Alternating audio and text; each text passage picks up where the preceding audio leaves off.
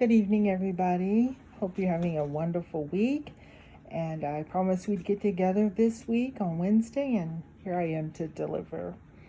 I wanted to start out by saying thank you all for giving me an opportunity to rest up. I worked on the weekend and actually worked a bit late on Sunday, and but I still wanted to let you all know I was going to be talking with you.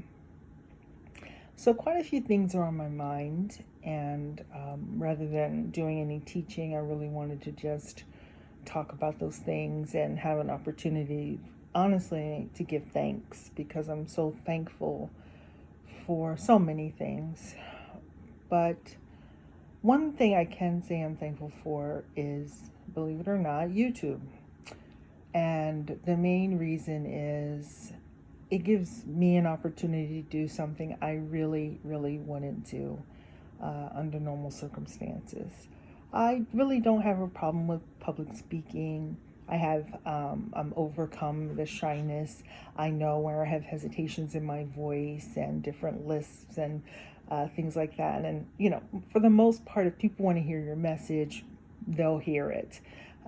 If it's not for them, they'll get another vessel to be able to give them their message, which the key for me is they get the message, whatever that may be. Also, other than just me having the opportunity to talk about things, it's giving me the opportunity to receive so much information.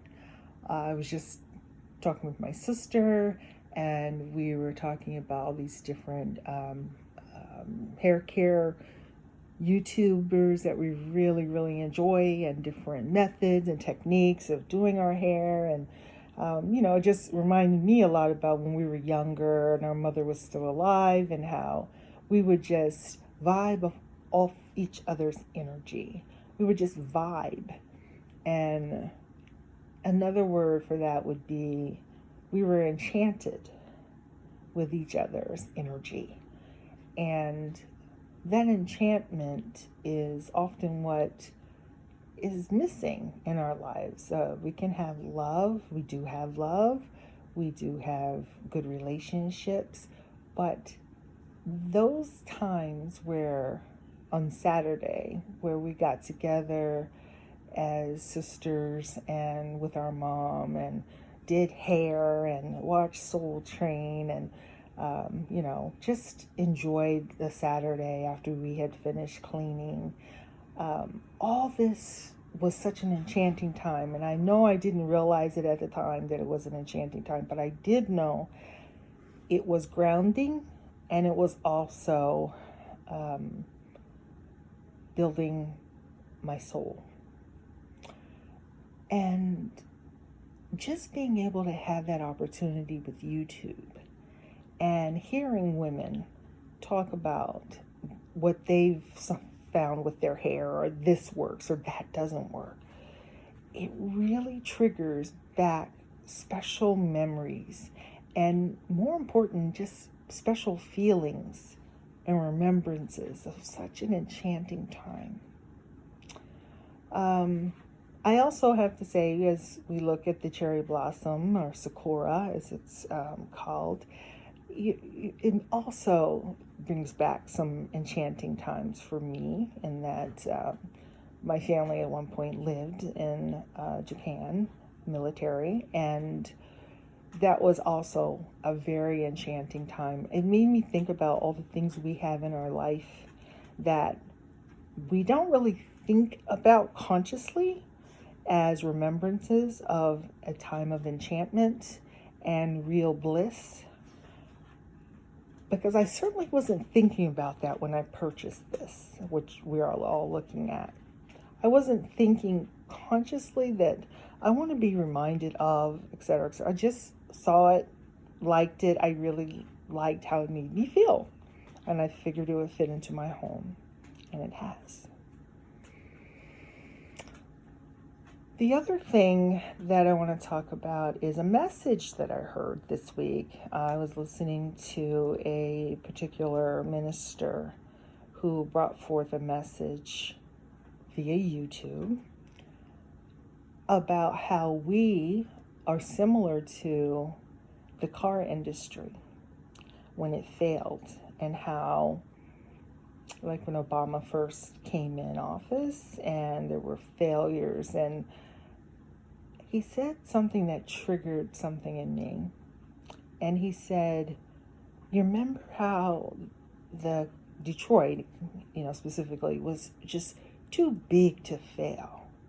It was too important of an industry. And even if, Detroit isn't operating as it once was, we have family that's from Detroit, and we actually got a chance to go to Detroit in the early 70s and a part of the 80s, where you would be able to see how Detroit was thriving. Just really, really, at the end, just kind of fell off there. But it made me think about his ending of his message. And his real message was, well, I want you to understand that you all, to God, are like Detroit. You are too big to fail. You are too important to him for him not to deliver you. If you hear barking, I have a little dog here, and those who know me know her well. But you are too integral, and he's invested too much into you to let you fail. Boy, this hit me right in my chest, because when you're at a certain age, you feel like, okay, I've done, some great things, some not so great things, and I'll just kind of, go along here. And then God comes along and says, no, I'm not going to let you fail if you thought that was going to happen. And B, you haven't seen your greatest days yet. Your latter will be greater than your past. And it sounds insane.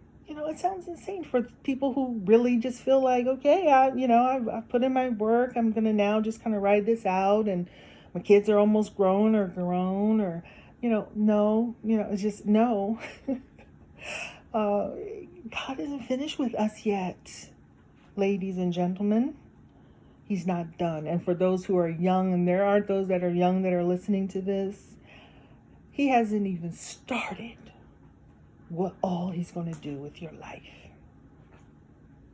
And it gives me so much happiness to be able to be blissful at times and feel enchanted at times about memories, the present, which can be quite difficult, as we've all talked about for weeks.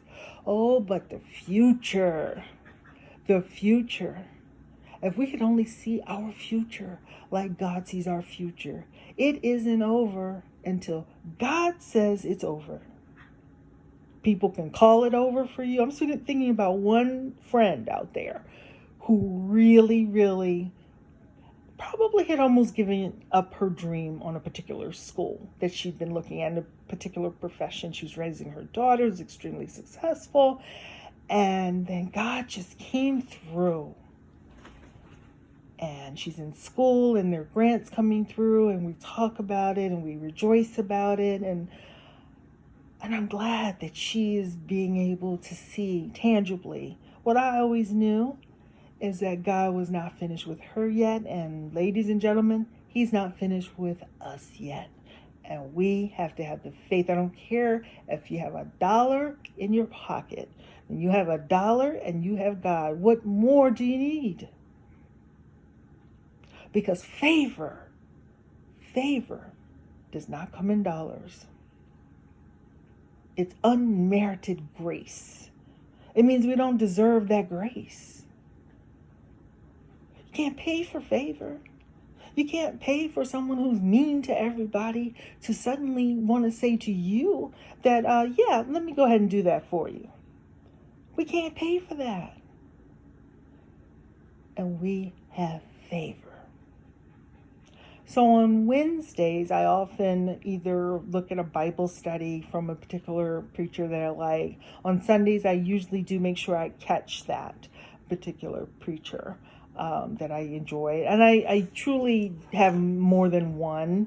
But there are a couple that I always listen to. Find some way to fill your spiritual self as well. We've talked about our intellect. We've talked about our soul. We've talked about our physical. I'm going to be uploading some information that I had sent to me. I've had a couple videos sent to me about our physical. Okay, how about the spiritual though? And how about the faith walk? I want you to believe that it's not over. When I say over, I mean you're not at the end of what God is going to do with your life. Or my life. What a joyful and blissful thought. And for my young ones out there, eyes have not seen, ears have not heard all that God is getting ready to do in your lives. Powerhouses. Just know that I'm touching and agreeing with you, and I have faith. I love you all. I can't wait to talk to you probably on Sunday. Okay? Take care. Bye-bye.